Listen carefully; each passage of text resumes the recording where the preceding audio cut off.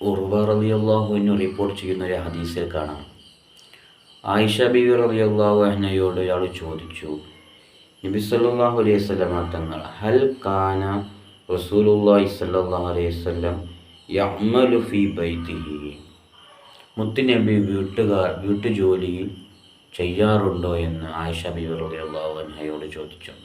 അപ്പോൾ ആയിഷ ബീവി റളിയല്ലാഹു അൻഹ പറയുകയാണ്, നഅം, അതെ, നബി സല്ലല്ലാഹു അലൈഹി വസല്ലം ചെയ്യാറുണ്ട്.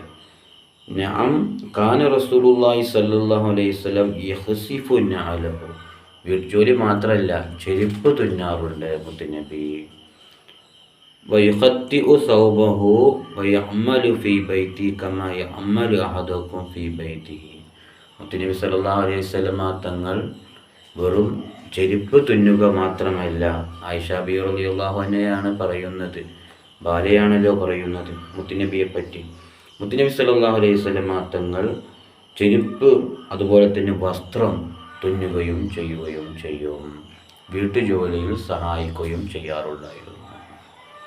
അപ്പോൾ മുത്തുനബി സല്ലല്ലാഹു അലൈഹി വസല്ലം തങ്ങൾ വെറും ഒരു പ്രവാചകനായി, നേതാവായി വീട്ടിൽ വരിക, കിട്ടിയ ഭക്ഷണം കഴിക്കുക, അതുണ്ടാക്കാൻ പറയുക ഇതുണ്ടാക്കാൻ പറയുക, അങ്ങനെയുള്ള ആളല്ല. വീട്ടുജോലികളിൽ ഭാര്യമാരെ സഹായിക്കുകയും വീട്ടുകാര്യങ്ങളിൽ ഇടപെടുകയും ചെയ്യും.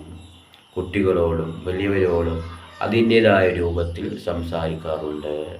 അഷ്റഫുൽ ഖൽഖ് മുഹമ്മദ് റസൂലുള്ളാഹി സ്വല്ലല്ലാഹു അലൈഹി വസല്ലം.